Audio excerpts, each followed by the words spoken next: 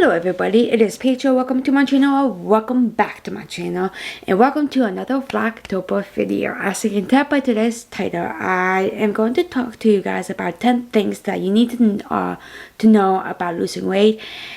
But it's going to be topics that I feel like no one really talks about. Just in general outside of social media, and just also includes social media where it's not really talked about. And if you've been following me, you would know that I recently just started getting back into my fitness journey on losing weight, and now I'm slowly trying to gain muscle just to make my life a little bit easier at work, because if you did not know, I work in the kitchen and I just want to gain muscle so my life will be just a little easier when I go to work and we have a lot of orders come in, and so I can lift all the heavy things, because let's be honest, when you work in the kitchen, it's never like a small order, it's always like a big order and stuff like that. And I just feel like these topics that I'm going to talk to with you guys today is not really talked enough. And I feel like me, especially me personally, have to like struggle these things by myself, because I feel like it's like if you do bring it up, I feel like it's just awkward, and everything. And I feel like on social media it's not really talked a lot, so that's what I'm going to do today in this video. So let's just get this video started. So number one on the list is, it's not going to be easy. Now, I know that I have seen a couple of videos on like TikTok and stuff where they like someone will say, oh, it's not going to be easy, nah. And I feel like my perspective is not the same towards them, because I feel like for them it's like, oh, going to the gym is not going to be easy and stuff like that. Me personally, I feel like going to the gym is like probably like the most easiest thing ever. Now, like, it's not going to be easy every day, but going to the gym, you're not going for more of it. I get that. And there are going to be days, oh, it's not going to be easy. And a lot of people expect to be easy, where like, oh, by next week I need to lose 20 pounds within a week. No, obviously not, and that's kind of like what's going to be difficult. For me though, what's not easy though is the food. I grew up not having a good relationship with food, and I feel like that's not the easy. I feel like that's the most hardest part on trying to lose weight, is the food, because obviously most of the time when you people who want to lose weight, especially people like all coming from people who never had a good relationship with food, who are in a bigger size compared to someone else. And I feel like, and I don't want to be sitting here like compared to someone who did grow up having a good relationship with food. They know how to balance everything out.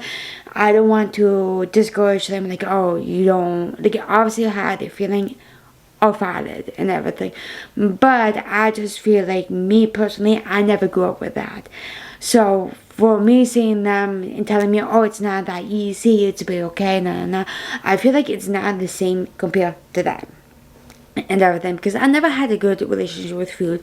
I never grew up seeing my parents be active or like go to the gym and stuff like that.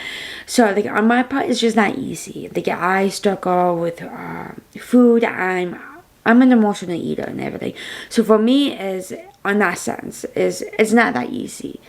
And it's not. And I feel like also it's not at the same level on certain people, but because it depends how they grew up, what type of activities they've seen growing up, and all these things. But in general, it is not going to be easy, but in sense of how you grew up, how you see things, your traumas and all that, I feel like that definitely plays a role and all that, and it goes from different scenarios for everybody else.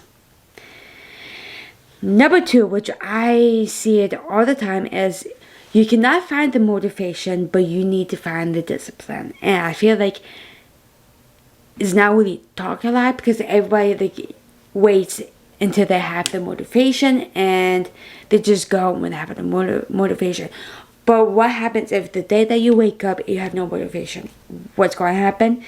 You're going to sit around all day scrolling your phone and going to eat all the quote unquote bad food and everything, and it goes and in a cycle. It goes in a cycle every time, and there's no discipline. And I feel like that's what you need the most.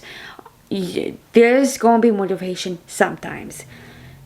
There's gonna be unmotivating days all the time, where you're gonna wake up, I didn't have a good enough sleep, I'm tired, I have a busy schedule today and everything, and I feel like you just need to find the discipline and everything, and I feel like that is not talked about.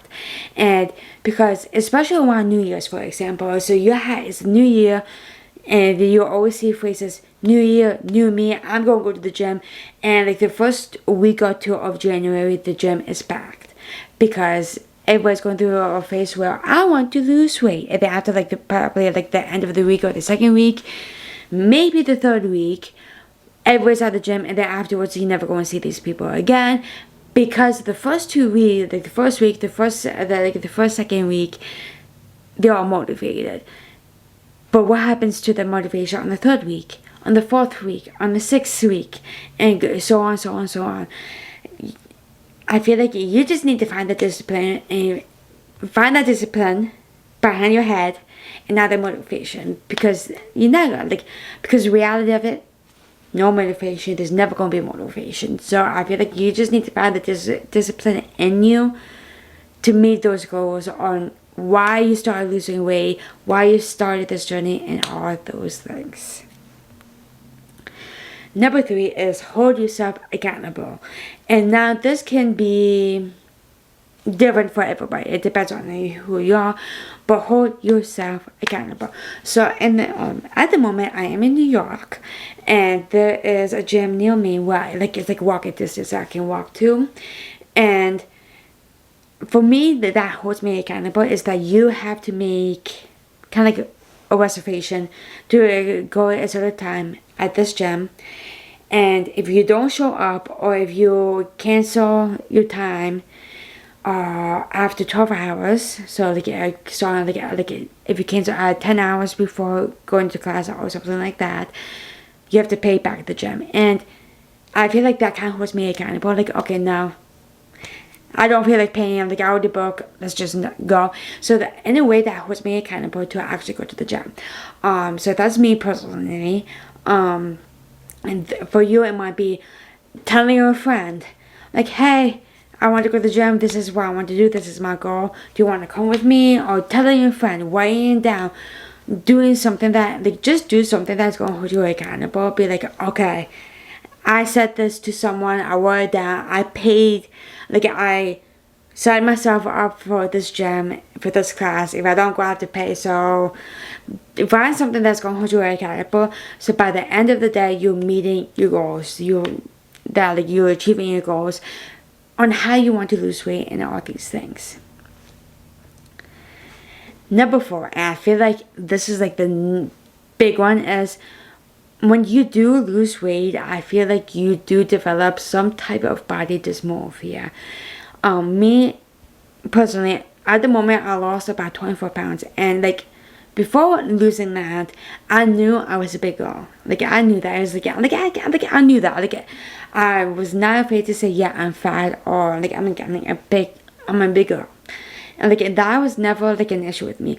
But the moment until I lost the 24 pounds, I'm looking at the pictures. Obviously, you see my face and my arms a little, my chest and everything. And I'm looking back on my pictures, and I'm looking, oh my God, I was actually bigger than I thought. And me seeing the scale going up freaks me out and everything. And I feel some type of way on how my body looks now, even though I lost the 24 pounds. And it's back in the mind, oh my God.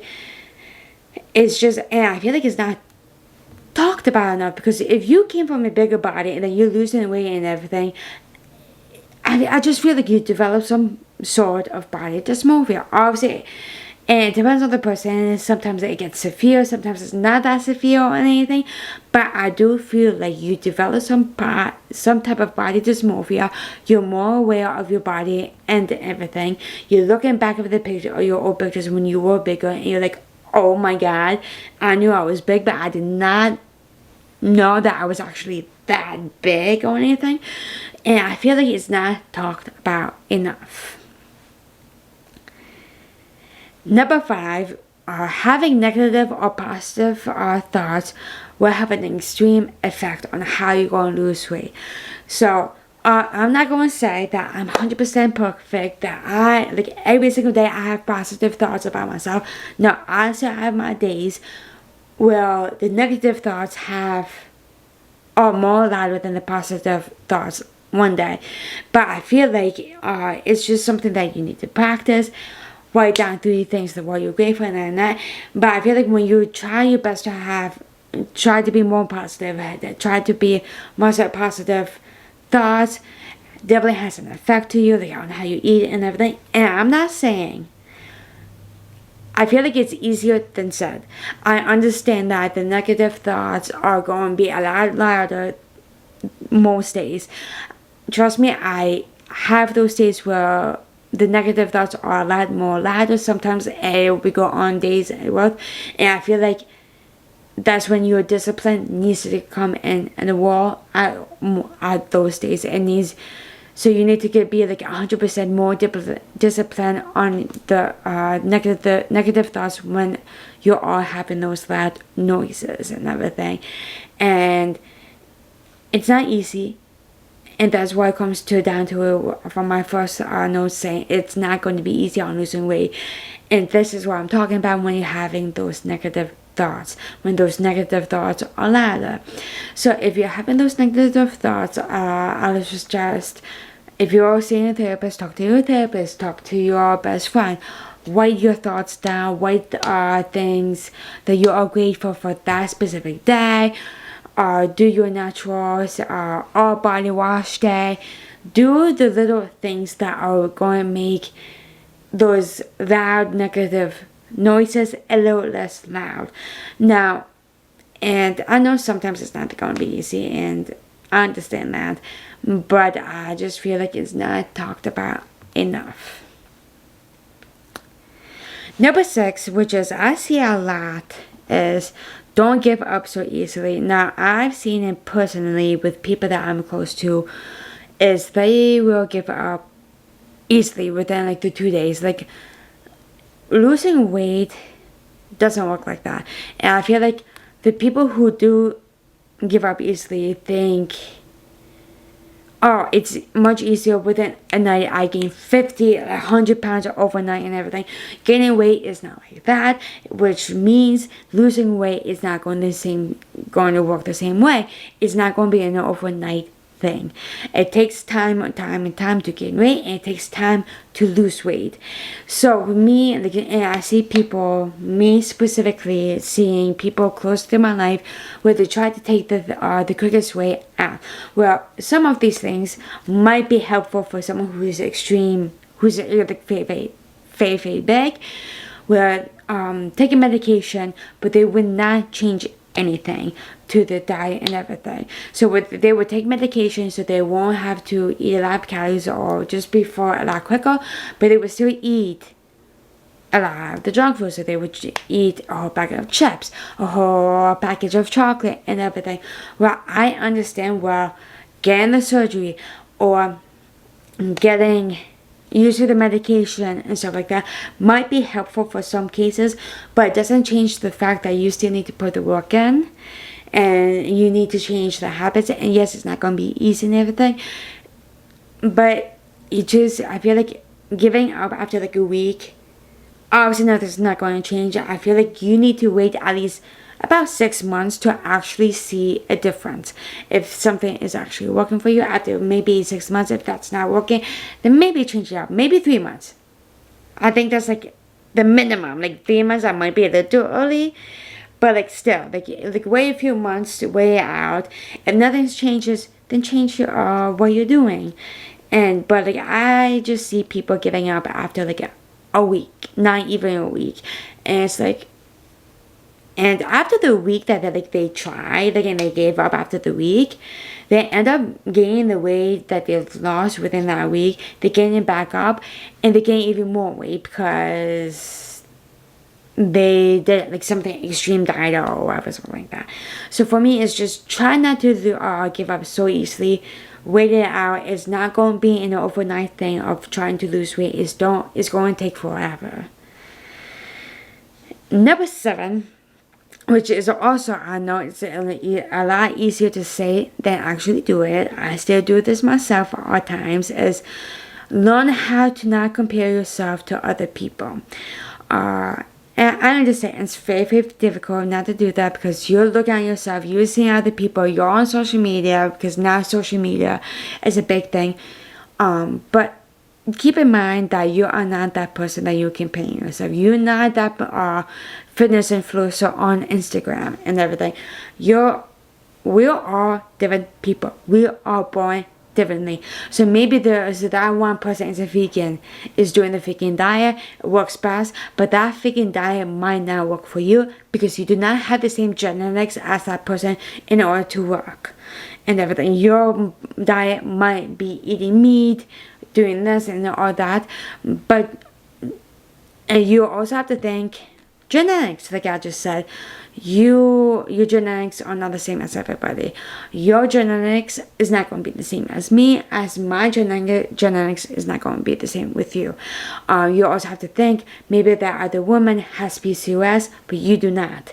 So therefore, whatever she's doing in order to recover from her PCOS is not going to work for you, and her diet and her exercise might actually be really, really bad for you, because it's not designed for your body type and all that. But again, like I said, it's a lot easier said than actually doing it. I still have those days where some days are louder than other days, but I still do it frequently, where I'm comparing myself to someone else, like, oh my god, her body is perfect and everything. And a lot of times on social media, someone is taking some type of medication, they did work on themselves, and they're claiming that, I did this naturally. 100%, 90% of the time, it's not true. 90% of the time, it's not true. And all that. And that's why I try to remind myself, stop comparing yourself with this person. This person is probably doing this. It's probably, they probably didn't do it naturally and everything. But again, it is I understand it's very, very difficult to not do this. Number 8 is learn what works for you. And this is why I feel like I keep repeating. You need to learn what works for you. Again, you cannot do this within a week or 2. You actually have to do something like consistently, doing a workout consistently and everything. Again, whatever works for you might not work for someone else, and what someone else is doing might not work for you. Again, you might not enjoy the workout that person is doing, so why put yourself through a workout that you do not enjoy? You might enjoy playing baseball. That's still considered a workout. There's cardio, you're running and all that, and you're actually enjoying it. So when you're actually enjoying something, there is a higher risk of you actually losing weight and maybe even gaining muscle if that is your goal. So just do something that you enjoy and that's actually working in your schedule and everything, and the diet that actually works with you, that you're actually enjoying. You know you get enough protein, you get enough calories in your diet that you need to have and everything. And that is something that no one can tell you what can and cannot do. We're doing this journey, because I cannot tell you eat chicken, do this, because it's the best. No, because I don't know you. I don't know how your genetics work. I don't know your history with food is before and all these scenarios. So me personally, I cannot say that. And it's something that you need to learn on yourself, which is going to be very, very difficult, which I know, because it's another way of you discovering yourself in a different way. And it is uncomfortable. And I think like that is something that no one talks about. Learning everything is like you're learning new stuff about you, and it is uncomfortable because you're learning new habits. You're trying to get rid of the bad habits and introduce good habits, and it is honestly very, very uncomfortable, but you have to push yourself through it. That's where the discipline comes in, and you have to be uncomfortable in all these scenarios. Number 9, and I feel like I feel like it's very, very rare. I don't want to say I never saw these videos. I'm sure I saw like here and there, but like if I did, it's like very, very rare. But seek help if you need to. And that kind of place in the world when you're having those negative thoughts, when like if you feel like you're starting to develop the body dysmorphia, if you're starting to get really into a bad place, please seek help. I understand it's not easy. It is embarrassing. There are going to be people who are going to judge you. Also, well, like you're feeling bad yourself. You're like, oh, I'm scared to gain all this weight back. I feel bloated. This is how I feel now. And obviously, though, like there are going to be people who are going to have an opinion on it, whether it's going to be friends or family. But I feel like seek help for the people that you know that they have their hearts for you. So talk to your best friend. There might be your mother, even therapist. If you need to seek out a therapist to talk about it, seek a therapist. And I feel like that is like the most number one thing. And I feel like number one thing is, if whatever's going on in your mind, if that is not settled down, if you haven't taken care of what's going on through your mind, then you're not healthy. And for me, whatever's going on mentally, you're not healthy either if it does not taken care of. And I don't care if you have a six-pack or not. If you're struggling so bad with your mental health, to me, you're not healthy. And I feel like it is okay to find a therapist, talk to your therapist, and talk about your insecurities. I think that just cut me off. But yes, I do not know where it stopped, but yes. So let me just move on to the last one. Number 10 is, sometimes you're actually not hungry, you're just thirsty. I've noticed that, me personally, that if I do not drink at least a liter and a half, I get these like real hunger cues where I'm like hungry, I need to snack and everything. So the goal is to maybe drink a cup of water before eating your meal, and then drinking a cup of water after your meal also, or just do one on another, just to make sure you get enough dehydration and everything. So it kind of like helps you out to understand, oh, I'm actually hungry and not thirsty. Because I feel like when you are dehydrated, you have the same symptoms like if you are hungry, and like cravings and all that. And me personally, I'm surely good with my water intakes, but sometimes I'm not, girl.